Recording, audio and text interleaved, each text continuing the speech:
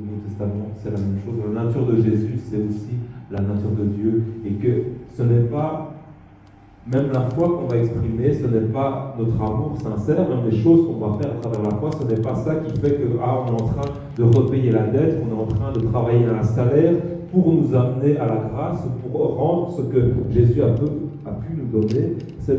La grâce, c'est quelque chose qui est immérité et que c'est un moyen de nous faire passer vers la vie. Donc on a vu ce symbole avec la balance, que le prix payé est infini et que c'est même toute la foi et toutes les œuvres, toutes les bonnes choses qu'on va pouvoir faire ne va pas pouvoir faire changer la balance, ne va pas pouvoir faire comme un repayement de la dette qui a été payée pour nous et qu'on puisse avoir compréhension de que la relation qu'on a avec Dieu, l'alliance qu'on a avec Dieu est une relation imméritée, même si on est des bons chrétiens, même si on a la foi, même si on a l'amour sincère, et qu'on est en compréhension de cette relation, on aura plus de reconnaissance, on aura plus d'amour, on aura plus une relation de miséricorde et de générosité qui a été donnée pour nous à travers cette grâce. Amen. Donc on continue avec les enseignements sur Israël. Quand on avait commencé les enseignements, le but, c'était qu'il y a une incompréhension, c'est qu'il y a quelque chose, surtout dans les milieux évangéliques, qui n'est peut-être pas bien compris, qui est peut-être détourné par rapport à certains versets, parce que voilà, si Paul avait besoin d'insister là-dessus, c'est que les gens aussi, les juifs de l'époque et les non-juifs, ils se disaient, nous, est-ce qu'on est de la descendance, est-ce qu'on est de la promesse? Là, on a décortiqué, on a vu tous les éléments qui, eux, sur lesquels ils se basaient pour être de la descendance et pour être de la promesse.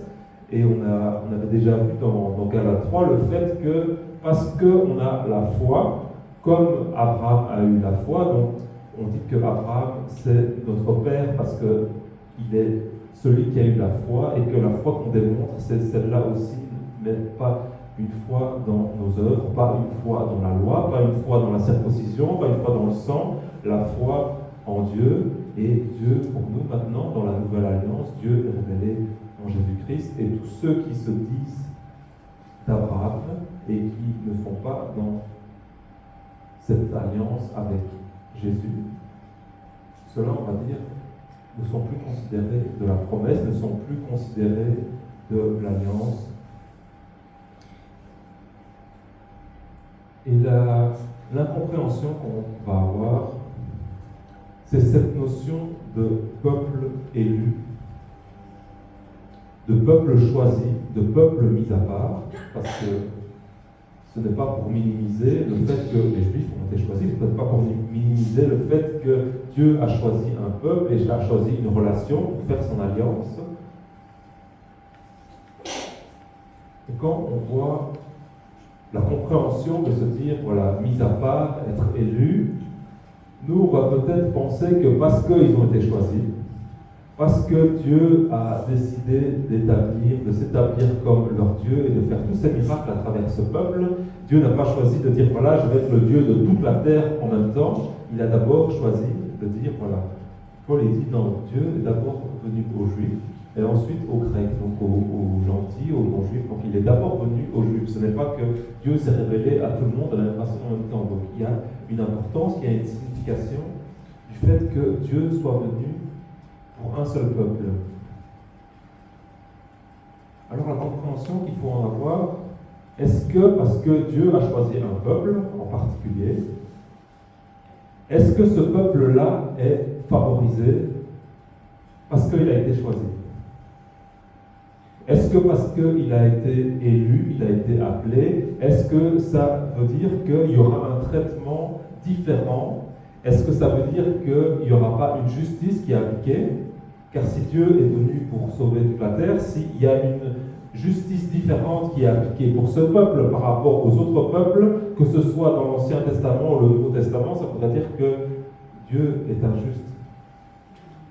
Et on va parcourir, maintenant on a déjà une bonne compréhension, un bon repère, on a déjà vu de plusieurs façons. Donc la fin de Genèse, c'est l'histoire avec Joseph le fils d'Israël, et à partir de là, on va dire, ils entrent en bonne grâce avec l'Égypte, et il y a la prospérité, et il y a cette famille, à partir des 12 enfants d'Israël, ce peuple qui va commencer à grandir. Donc il y a Israël l'homme, il y a Israël les peuples à travers les tribus, il y aura ensuite Israël en termes de nation, donc la tribu qui va grandir, il y a Israël en termes de territoire. Pour l'instant, on parle Israël en termes de tribu ou de nation sans qu'il y ait le territoire. Qu'est-ce qui se passe? Après Genèse, on a Genèse, Exode. Peuple favorisé, peuple élu, peuple choisi, qu'est-ce qui se passe? Il y a l'esclavage. Peut-être qu'en fait, la compréhension que, voilà, parce qu'ils sont choisis, parce qu'ils ont élu, se dire qu'ils ont un traitement de faveur, déjà, si on va avec cette compréhension-là, ça commence mal, on va dire. Donc, il y a, je pense, 400 ans d'esclavage, plus ou moins, entre Israël et Moïse. Alors, on se dit que Dieu dit à Pharaon, à travers Moïse et Aaron, voilà, laisse mon premier enfant sortir, faire en sorte qu'il soit libéré, parce que voilà, ils vont pouvoir me servir, et c'est le peuple que j'ai choisi, et que j'ai fait la promesse à ses ancêtres. Il y a des miracles qui sont faits, il y a des bénédictions qui suivent, ils sont sortis du désert. Alors si on a cette compréhension de peuple choisi, de peuple favorisé, maintenant on va dire qu'il y a le contrat qui est signé, voilà, c'était peut-être pas officiel, mais maintenant il y a l'alliance, donc voilà, je vais vous donner la loi, et maintenant l'alliance est faite à travers Moïse, donc maintenant c'est officialisé, on est en contrat, on est en relation officielle. Qu'est-ce qui se passe directement après le veau d'or, c'est directement après, donc il vient, il dort, il retourne un peu dans la montagne. Donc c'est quand on se pose la question pourquoi il a choisi ce peuple, parfois est-ce que c'est pas le peuple le plus têtu, le peuple qui a le moins de mémoire pour se rappeler que les choses ont été faites. Donc c'est pas qu'ils ont, c'est peut-être la mémoire des anciens, c'est-à-dire on avait un Dieu, donc là ils voient le Dieu sur la montagne, ils sont tous terrorisés, ils voient le feu, ils voient la nuée, ils ont vu la mer Rouge se séparer en deux, ils ont toutes les plaies d'Égypte. Qu'est-ce qu'on va faire? À la moindre occasion, on va faire un veau d'or, parce que il est resté longtemps dans la montagne, ça s'appelle que Moïse nous a abandonnés, donc ni une ni deux, c'est le veau d'or. Si c'était un peuple choisi, si c'était un peuple favorisé, on dirait, ah oui, mais c'est mes enfants, je les aime, mais je vais en faire en sorte qu'ils ne souffrent pas, peut-être que je vais les pardonner. Non, on dit qu'il y en a 3000 qui sont tués ce moment-là, avec le parallèle avec la Pentecôte, on avait vu le fait qu'à la Pentecôte, 3000 sont sauvés, et ici, le fait quand Dieu s'est manifesté et qu'ils ont eu le mot d'or, 3000 ont été tués. Donc, ça commence assez mal dans cette notion de faveur et de bénédiction, et ça ne se termine pas là. Donc, ils font 40 ans dans le désert. Tous ceux qui ont connu l'Égypte, ceux-là n'hériteront pas de la terre promise. Il faut que ce soit la génération d'après. Okay. Maintenant, Josué, on va dire, on fait une nouvelle page, fortifie-toi, prends courage, garde ce livre, garde ces commandements près de toi, tu auras du succès dans tes entreprises. Là, on peut dire maintenant, ça va commencer. Là, ils ont la faveur, là, il y a la réussite, il y a la conquête militaire, il y a la prise de territoire. Là, il y a Josué, maintenant, lui, il est fidèle. Et là, on voit les bonnes choses qui s'accomplissent. On voit en effet qu'à partir de Josué, il y a le succès, il y a la promesse, on voit, parce qu'il a dit que ce sera une grande nation, qu'ils vont se multiplier. Ensuite vient la période des juges, je résume, mais avec les juges, il y a de la victoire, il y a parfois des désobéissances, il y a l'arrogance, que ce soit avec Samson, il y a les mélanges, il y a le fait avec Gédéon de prendre peut-être voler la gloire de Dieu, le fait de se dire que non, ce n'était pas Dieu qui a fait ces choses-là, et malgré qu'il y a aussi les conquêtes, malgré qu'il y a la victoire, la bénédiction, il y a à chaque fois le fait qu'on se détourne. Alors peut-être que Dieu avait l'intention d'avoir une nation, et une fois qu'il y aura une nation, une fois qu'il y aura un roi, une fois qu'il y aura vraiment le territoire, là, il y aura pleinement la promesse, il y aura cette notion de peuple élu qui est donnée. On voit avec Salomon, on voit la division, on voit le fait qu'il tombe dans la luxure, qu'il prend des femmes étrangères, on voit le fait que la nation est divisée, il y a le royaume du Nord, ils sont attaqués, ils sont dominés, ils prennent des dieux idolâtres, il y a même la nation, on va dire, Israël a poussé la logique jusqu'à arriver à une nation, avec les 12 tribus, on se dit, ah non, les 12 tribus, c'est une nation, non. Il y a à chaque fois le manque de fidélité, il y a à chaque fois le fait de se dire que s'ils étaient élus, s'ils étaient choisis, s'ils étaient favorisés selon cette compréhension, est-ce que tout l'Ancien Testament serait cette succession de, voilà, c'est, ah, on va vers Dieu, on est béni, on est prospère, on voit la récolte se multiplier, on voit le bétail, et ils disent même que les femmes et les hommes ne seront pas stériles, on voit tout ça qui s'accomplit, et à chaque fois, ils retombent, à chaque fois, ils prennent des dieux idolâtres, à chaque fois, ils oublient, peut-être qu'il y a des périodes où Dieu ne se manifeste pas quand ils sont fidèles, et à chaque fois, ils oublient et ils doivent revenir. Et à chaque fois, il y a des prophètes qui doivent dire, retournez vers le Seigneur, détournez-vous des dieux idolâtres, sinon il y aura les conséquences, sinon vous n'aurez pas la bénédiction, sinon il y aura le jugement. C'est toute l'histoire de l'Ancien Testament. Et pour illustrer cette logique qui se posait, est-ce que ce peuple est vraiment réellement favorisé? Vous connaissez l'histoire de Jonas. Jonas, on a en compréhension que Jonas, c'est avec Ninive.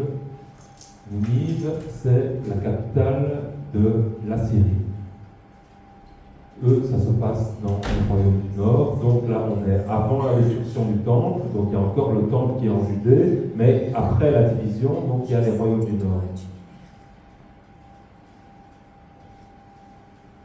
Jonas, quand on parle de l'histoire, c'est avec la baleine, on sait qu'il fuit, on pense à l'appel de Dieu, on pense le fait que c'est peut-être qu'il a peur, c'est peut-être qu'il n'ose pas faire les commandements, c'est peut-être qu'il n'ose pas rentrer dans l'appel, et nous on s'imagine, voilà, c'est parce qu'il est timide, c'est parce qu'il a la crainte, c'est parce qu'il a peut-être la peur des représailles, et on ne pense pas au fait que c'est à Ninive que Dieu demande à Jonas d'aller prévenir, d'évangéliser, de dire que dans 40 jours, il y aura la destruction.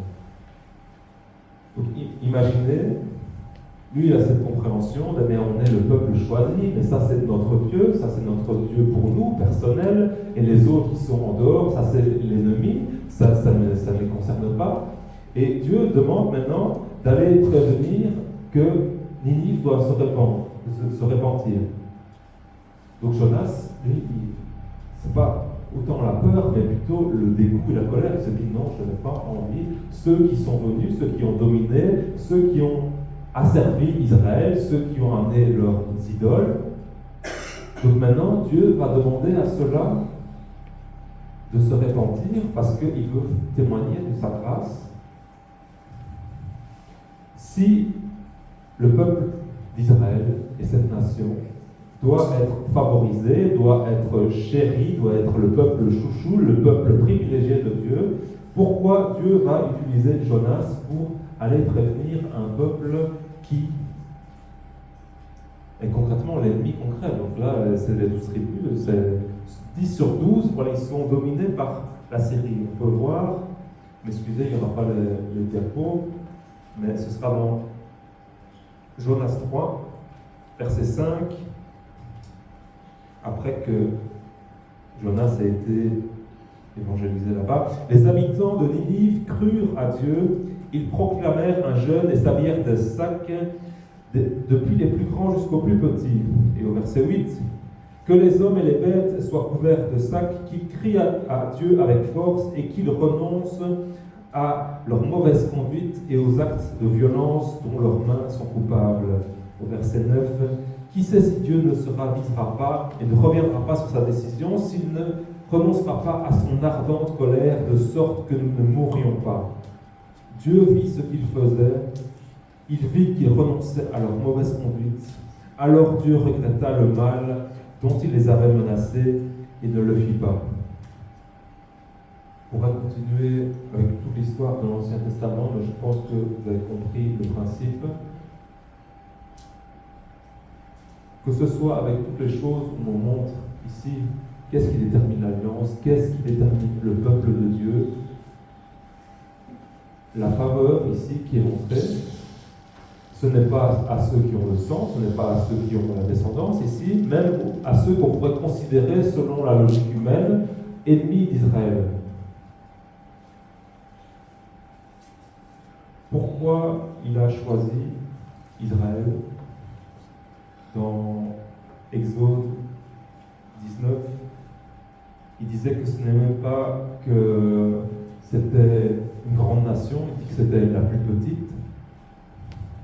Et à chaque fois dans la Bible, Dieu fait en sorte d'utiliser les moindres, il fait en sorte d'utiliser les moins probables, il fait en sorte d'utiliser des choses où on ne va pas s'y attendre. S'il allait prendre la plus grande nation, s'il allait utiliser l'Égypte, s'il allait utiliser Rome, s'il allait utiliser les Grecs lorsqu'il dominait le monde, évidemment, oui, c'était les plus forts, c'était les plus nombreux, c'était les plus avancés.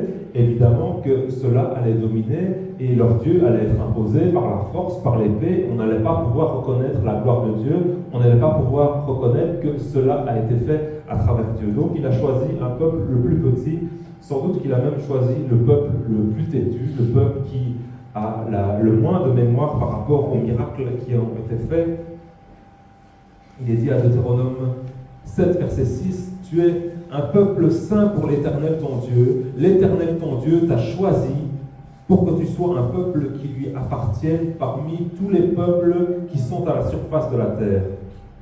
Ce n'est pas parce que vous dépassez tous les peuples en nombre que l'Éternel s'est attaché à vous et vous a choisi. En effet, vous êtes le plus petit de tous les peuples, mais c'est parce que l'Éternel vous aime, parce qu'il a voulu tenir le serment qu'il a fait à vos ancêtres. » Que ce soit dans Exode 19, et ici on peut lire dans Deutéronome 7, un peu plus loin, au verset 12. « Si vous écoutez ces règles, si vous les respectez et les mettez en pratique, l'Éternel ton Dieu gardera envers toi l'alliance et la bonté qu'il a promise avec serment à tes ancêtres. Il te bénira, il t'aimera et te multipliera, bénira tes enfants. »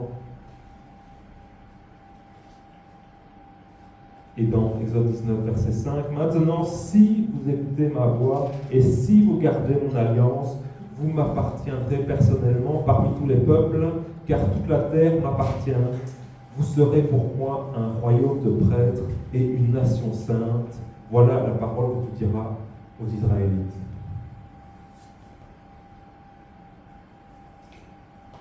Dès le début, dès le moment où l'alliance a été donnée, et selon la logique, ici on voit que dès qu'il y a la désobéissance, dès qu'ils se détournent des commandements, dès qu'ils prennent des dieux idolâtres, dès qu'ils se mettent à renier, dès qu'ils se mettent à avoir une conduite mauvaise et à ne plus obéir aux commandements, tout ce qui est promesse, tout ce qui est bénédiction, voilà, tu t'écartes. Que ce soit la royaume du Nord, vous connaître d'autres dieux, voilà, tu t'écartes. Que ce soit Juda, il y a la destruction du temple, lorsqu'ils se mettent à être corrompus, lorsqu'ils se prennent d'autres dieux, voilà, non, le temple sera détruit. Il faut ensuite qu'il y ait une revitalisation, qu'il y ait un zèle nouveau qui vienne, ensuite, ok, la reconstruction du temple, et maintenant, on voit la bénédiction, jusqu'au moment où arrive Jésus. Maintenant, est-ce qu'il y a encore la fidélité? Est-ce que vous allez suivre? Est-ce que vous allez obéir au commandement? Qui est la descendance d'Abraham? Qui est le peuple élu? Qui est Israël ici? Que ce soit dans Exode 19 ou dans Deutéronome 7, il y a le si. Ce n'est pas que, quand on a vu avec les promesses, avec Jacob ou avec Abraham, c'est pas parce que la promesse est dite que c'est fini, moi je suis tranquille, j'ai rien à faire, Dieu a dit, du coup non. Ici, lorsqu'il marque l'alliance avec Israël, il dit, si vous gardez les commandements, si vous obéissez à ces choses-là, si vous restez fidèles alors vous aurez la bénédiction, alors vous serez le... Ici, il dit, vous m'appartiendrez personnellement parmi tous les peuples de la terre. Et quoi, est-ce qu'il met tous les autres peuples de côté? Il dit non, car toute la terre m'appartient.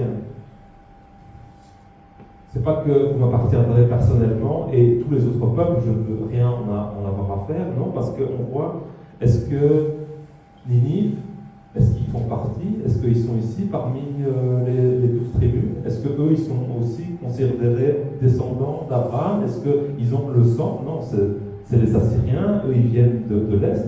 C'est pas le même peuple. Et il les épargne quand même, il voit quand même leur tourment, il amène encore une opportunité de grâce. Donc cette notion de peuple choisi, cette notion de peuple élu, et pourquoi c'est important de comprendre ça, si on applique ça maintenant, aujourd'hui, là, c'est pas que les Juifs n'existent pas, c'est pas qu'on doit remonter 2000 ans auparavant. On va appliquer cette logique de peuple élu, ce peuple choisi, ce peuple mis à part, et on va continuer d'appliquer ça comme si c'était encore d'actualité, et comme si même dans le passé, même si ça avait été d'actualité. Abraham, c'était tous les gens de sa maison, même ceux qui viennent de l'extérieur, même les esclaves, même les serviteurs, c'est aussi la circoncision, tu feras aussi l'alliance. Donc, dès le premier jour, c'est pas que uniquement ceux qui sont de ton sang, même non, ceux qui viennent dans ta maison, c'est aussi la circoncision, c'est aussi l'alliance. Toute l'histoire, ici, la reconstruction du temple, c'est Cyrus, un roi babylonien, qui l'instigue. C'est pas qu'il y a eu un plan pour les Juifs et il y a un plan pour le reste de la terre. Il est dit que c'est aux Juifs, c'est à Israël que la promesse a été donnée, mais ça ne veut pas dire que maintenant, c'est uniquement ceux qui sont dans cette lignée à qui la promesse appartient. Et j'aimerais terminer par ce passage. On parlera dans plusieurs messages avec le même thème parce qu'il y a beaucoup de choses à dire et il y a beaucoup d'incompréhension. Et c'est important, de façon, on va dire, actuelle, de ne pas se mélanger sur qu'est-ce que le peuple élu, qu'est-ce que Israël, quel est le peuple choisi de Dieu. Dans Romains 11, au verset 16. Or, si la première part de pain est sainte, tout le pain l'est aussi, et si la racine est sainte, les branches le sont aussi. Mais si quelques-unes des branches ont été coupées, et si toi, qui étais un olivier sauvage, tu as été greffé parmi les branches restantes, et tu es devenu participant de la racine et de la sève de l'olivier, ne te vante pas aux dépens de ces branches. Si tu te vantes, sache que ce n'est pas toi qui portes la racine, mais que c'est la racine qui te porte. Verset 19. Tu diras alors, des branches ont été coupées afin que moi je sois greffé. C'est vrai, elles ont été retranchées à cause de leur incrédulité.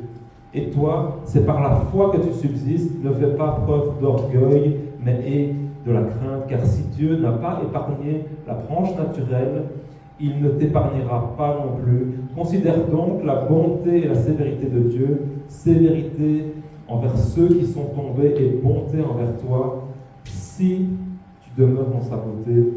Autrement, toi aussi, tu seras retranché. C'est dur de faire clair, et parfois c'est à se demander si les gens lisent réellement la Bible lorsqu'ils se font des opinions sur qu'est-ce que le peuple élu, est-ce que ceux qui sont dits d'Israël maintenant, est-ce que ceux qui sont dits juifs maintenant, est-ce que c'est eux, ceux qui sont choisis ici? Il y a eu la source, il y a eu le message de Dieu qui est venu à travers les Juifs. Ce n'est pas pour minimiser, ce n'est pas pour mettre de côté Jésus est juif. Ce n'est pas pour avoir du mépris, ce n'est pas pour avoir de la haine. Toute la Bible est entièrement écrite par des Juifs. Ce que nous, on risque, quand il parle d'orgueil, c'est de se dire maintenant, comme les Juifs, à ce moment-là, eux, ils avaient l'orgueil de se dire, comme Jonas, non, ça c'est notre Dieu personnel, et que les autres, ça ne les regarde pas. Et d'ailleurs, regarde ces juifs-là, regarde ceux qui pensaient avoir Dieu. Maintenant, ils sont mis de côté, maintenant, ils sont coupés, maintenant, ceux qui ne sont pas fidèles, ils seront jetés au feu. Lorsqu'on parle avec les vignerons et quand on a envoyé le fils, et qu'est-ce qui sera fait des vignerons qui ne produisent pas de fruits et qui tuent le fils? On dit qu'ils seront jetés au feu, qu'est-ce qui doit être fait pour eux? Il y a la condition et il y a la grâce. Quand on parle de la grâce, Paul à chaque fois met en garde, vous êtes graciés, ce n'est pas quelque chose que vous méritez, vos œuvres ne vont pas pouvoir vous sauver, même la foi, que ça ne sert pas d'orgueil. Alors, en tant que chrétien, ici, il nous demande qui est la crainte, et qu'on se dise que même le peuple dit élu, même le peuple choisi le premier, même le peuple qui était dit son premier enfant, son premier-né, celui-là à travers lequel il a fait tous ces miracles, où il y a eu toute la fidélité, celui-là dont est venu le Sauveur Jésus-Christ, Dieu n'a pas hésité à faire en sorte que ceux qui ne suivent pas, c'est pas qu'il a, voilà, ceux-là ils sont particuliers, donc ils ont la grâce, même s'ils rejettent Christ, même s'ils l'ont crucifié, même s'ils n'ont pas la foi, même s'ils comptent sur la loi, sur les œuvres, peut-être on pourrait dire, mais comme ils sont choisis, bon, il y aura un traitement de faveur, et alors ceux-là, on va faire en sorte de peut-être qu'ils ne soient pas dans la même alliance, qu'ils ne soient pas avec les mêmes critères. Il a dit non, même la branche naturelle, celle-là a été sectionnée et elle a été au feu. Alors vous qui êtes nouveaux, vous qui n'étiez pas à la source, vous qui n'étiez pas de la descendance d'Abraham, Jésus, quand il était confronté avec les pharisiens, il disait, oui, vous êtes la descendance d'Abraham, mais vous n'êtes pas les enfants d'Abraham, parce que si vous étiez les enfants d'Abraham, vous feriez la volonté de celui-ci, vous feriez comme lui, vous respecteriez Dieu. Et puis il a dit, non, vous êtes les enfants de votre Père, et vous faites la volonté de votre Père, mais c'est la volonté de Satan. Il a dit aussi que si Dieu le veut, il peut faire en sorte de susciter des pieds des enfants, des descendants d'Abraham à partir de ces pierres. Donc ce n'était pas ça l'importance. Eux étaient enorgueillis à travers ça, mais ce n'était pas l'importance.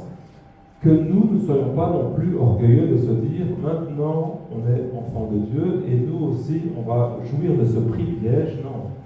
Il y a la condition, il y a à chaque fois le si on reste fidèle, si on fait la volonté de Dieu, si on aime Dieu, on respecte les commandements.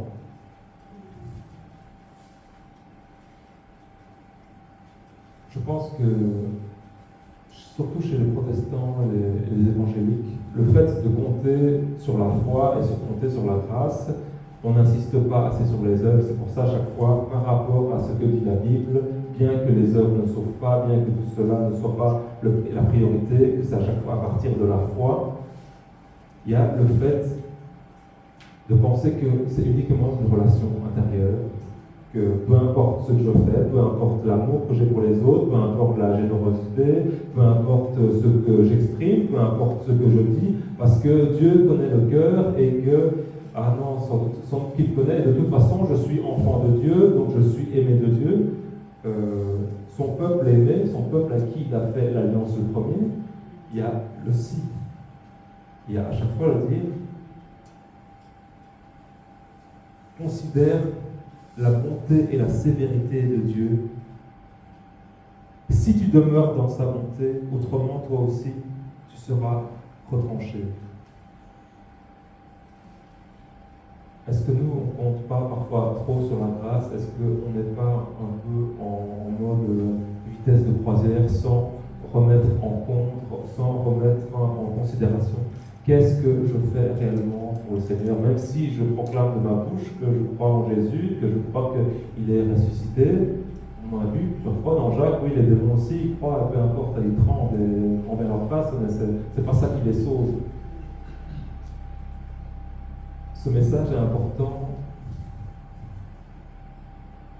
c'est bien qu'on soit encouragé, c'est bien qu'on soit, on va dire, exhorté, c'est bien qu'on puisse avoir la motivation, mais on ne parle peut-être pas assez de la crainte et qu'on ne parle pas assez de la sévérité. Se dire, ah oui, voilà la bonté que nous qui étions branches, on va dire, externes, on a pu être greffés à l'olivier. Regarde au sol ceux qui ont été jetés au feu, ceux qui ont été coupés, ceux qui n'ont pas été fidèles. Les Juifs ici de cette époque-là, ils appliquaient beaucoup de commandements, ils appliquaient beaucoup de choses, donc ils démontraient beaucoup de choses avec les œuvres, avec la loi. On doit avoir la foi, on doit avoir l'amour, mais on doit aussi l'exprimer, on doit se détourner de tout ce qui nous dit Jean, qui dit voilà, que celui qui pense qu'il n'a pas de péché se ment à lui-même et qu'il fait de Dieu aussi un menteur, pour se dire qu'on a des péchés. On a des choses mauvaises dans notre vie, on a une conduite qu'on doit avoir. Donc, ce n'est pas uniquement de se dire il y a l'amour, oui, on a l'amour, on a la foi. Déjà, est-ce qu'on l'exprime? Est-ce qu'on le voit? Est-ce que c'est quelque chose de palpable? Est-ce que le fruit que l'on produit, donc ce qui est agréable à Dieu, quand on a le Saint-Esprit, est-ce que ça c'est réel et qu'on puisse avoir la crainte en plus de cet amour, en plus de la foi, de se dire oui, on est amené, on est réconcilié, on est comme des enfants de Dieu. Israël aussi, c'était les enfants de Dieu. Seuls ceux qui se sont maintenus, seuls ceux qui ne sont pas découragés, seuls ceux qui n'ont pas pris d'autres idoles, seuls ceux qui ont obéi au commandement, ceux-là font partie de la promesse et ceux-là sont considérés comme étant Israël. On va se lever.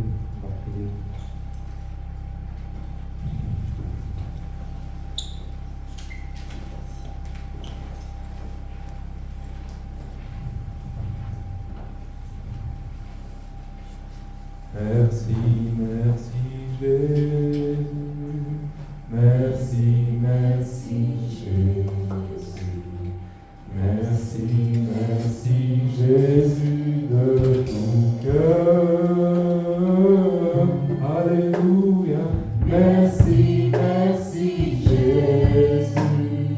Merci, merci Jésus. Merci, merci Jésus de tout cœur. Nous l'adorons, nous adorons Jésus. Nous adorons Jésus. Nous adorons Jésus de tout cœur. Alléluia, nous adorons Jésus. Nous adorons Jésus. Nous adorons Jésus de tout cœur. Nous l'acclamons Jésus. Nous acclamons Jésus de tout cœur. Alléluia, nous acclamons Jésus. Nous acclamons Jésus. Nous acclamons Jésus de tout cœur. Nous allons prier et nous allons demander la crainte de l'Éternel, que nous puissions non pas seulement avoir l'amour, pas seulement avoir la fidélité, mais avoir la compréhension que ce qui nous a été donné est une grâce et que cela peut être repris, non pas parce que Dieu va cesser de nous aimer, mais parce que nous pouvons nous distancier, non pas parce que l'amour du Père va cesser, mais selon que l'on respecte ou pas ses commandements, nous serons ou pas dans son alliance. Prions. Seigneur des gloires, tu nous as amenés à toi par grâce, par miséricorde.